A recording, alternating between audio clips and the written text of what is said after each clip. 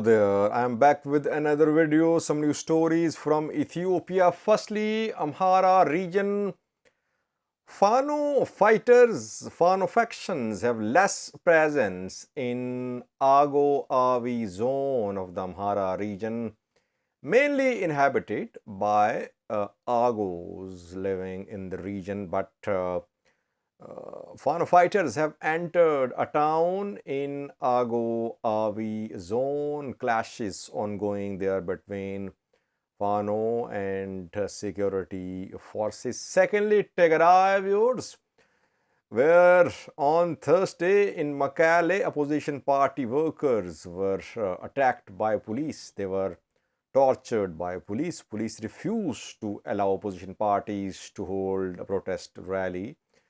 Now, an interesting development that a Tigray interim government department has written a letter to the president, Getachew Reda, demanding investigation into Thursday's incident.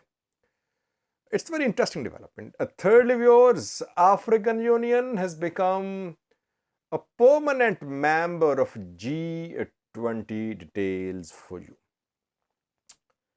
Let's start from the Amhara region, viewers, where Fano fighters are carrying out their activities across Amhara region. But in some zones, they have less presence, like Himra and Agew Awi zone. In the two zones, there is large population of Agos, Kemans, and both zones are very strategic. Himra shares border with Tigray. In Himra, there is a military base of Ethiopian military. Agew Awi zone is more strategic because it shares border with Benishangul Gumuz region of Ethiopia. Agew Awi zone residents have been complaining in the past that Fano fighters were being sent to Agew Awi zone. Fano fighters allegedly infiltrated Agew Awi zone and tried to annex territories here. It's a long history of complaints from Agos against Amhara. They say that territories are being annexed by Gujum authorities and that the language culture being denied in some cases. Now, the Fano fighters have less presence in these two zones, and military has been raising some militias here too. In Agew Awi zone, a few weeks ago, we saw new militias which graduated after completing training.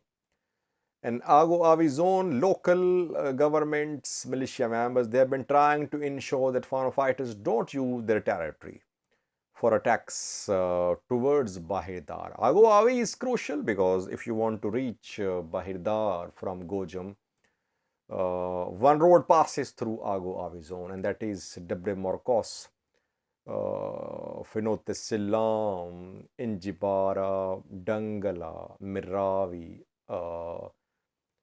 Bahirdar road. And Agew Awi zone is strategic in terms of ENDF's military presence in BG. It means that through Agew Awi zone, Fano fighters can gain access to the GERT. They can gain access to Sudanese border, though they can gain access to Sudanese border through Gondar too, through Western Gondar, and they can gain access to GERD through Western Gondar too. But Benishangul Gumuz region is being used by security forces as their base. ENDF sometimes finds it difficult to send reinforcements to the Amhara region from Oromia. Then this route is taken by ENDF, Benishangul Gumuz, Agew Awi zone to continue supplies of ENDF and logistics into Amhara region. Reportedly, Fano fighters have entered Dangala. Dangala is in Agew Awi zone. It is situated along the main road which connects Bahirdar with Agew Awi zone. Bahirdar, Miravi, Dangala, Injibara, Pinotisilla road. And yesterday I reported about Fano fighters clash between Fano and military in and around Miravi. And then some ENDF convoys were seen retreating from Miravi towards Bahirdar. We were waiting for confirmation, still waiting for confirmation who is in control of Miravi. So Fano fighters, they have now entered Dangala, fighting ongoing. Is it because of retreat from Miravi, or Fano fighters have Miravi under their control and now they are moving, they have entered Dangala? It remains to be seen. But in Dangala, Fano's entry confirmed, fighting inside Dangala, some casualties too on both sides. It would be difficult for Fano to continue its operations in Agew Awi zone, because in Agew Awi zone, Fano receives less public support, it has less penetration.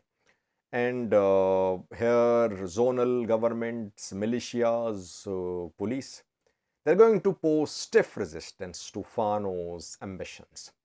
So I don't think Fano can hold on to Dangala. Fano fighters will withdraw from Dangala, but they have managed to enter Dangala.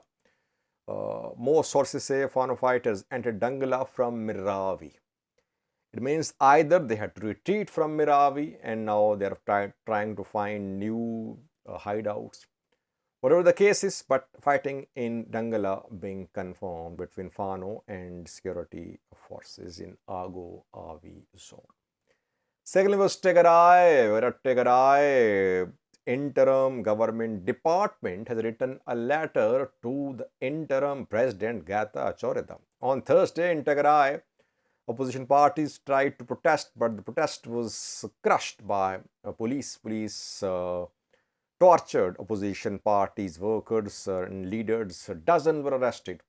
49 arrests confirmed by Makele police chief. Justice Bureau of Tegarai interim government has written a letter to Getachew Reda, Tegarai interim president. Justice Bureau is asking the president to order an investigation into the incidents which happened in Makele on Thursday. The Bureau says that there are reports that police used force not proportionate to the situation on the ground. That is why impartial investigation should be conducted. Very interesting development. This department is part of the interim government. Are some wings of interim government not under the control of Getachew Reda? That is why this wing is demanding inquiry, or it is a way of covering up of the excesses committed by police in Makele, because investigation is being demanded. Opposition parties are demanding investigation. Tigray diaspora is demanding investigation. So it could be a way of covering up of the incidents which happened in Makele. Justice Bureau is demanding inquiry commission. Getachew will order inquiry commission. The inquiry commission will start inquiry. Inquiry will go on. And that is how this atrocity committed by police against civilians will be covered up gradually. Because Tigray government will have to take action. It will have to form some sort of inquiry mechanism to investigate the incidents of Thursday. Maybe Getachew is on board, but we're waiting for response. So what is the response of Getachew, the president, to this letter written from Justice Department of Tigray interim government? Letter has been made public. It's not a secret. So let's wait for the statement from Tigray interim president, who is faced with multiple challenges. I read a video this morning, viewers, about the crises faced by Getachew Reda, how he can handle the crises, who wants to weaken Getachew Reda. Is there any other Getachew who wants to weaken Getachew Reda? There are several Getachew. Getachew Reda, Getachew Asefa, former spy chief of Ethiopia, wanted. But when he was wanted and he was charged, he took refuge in Tigray. Then war broke out, and Getachew Asefa, I think, is very close to opposition parties. He has been a supporter of independence of Tigray. He attended some meetings of opposition parties. When opposition parties demanded independence, secession from Ethiopia. Where is he? Is he in Mekelle activating some sleeper cells against Getachew Reda? Let's wait, let's see. But rumors going around. So Getachew is facing multiple challenges. Can he survive? Let's see. Thirdly, viewers, African Union has officially become member of G20. G20 session ongoing in India, where Modi, Indian President Narendra Modi, confirmed G20's integration, African Union's integration into G20. G20 has 55 members, 19 countries and EU. And G20 countries, 55 countries, have 75% of world GDP. It's basically an economic bloc. African Union joining G20 as a permanent member, but African Union is not a compact, cohesive organization like European Union.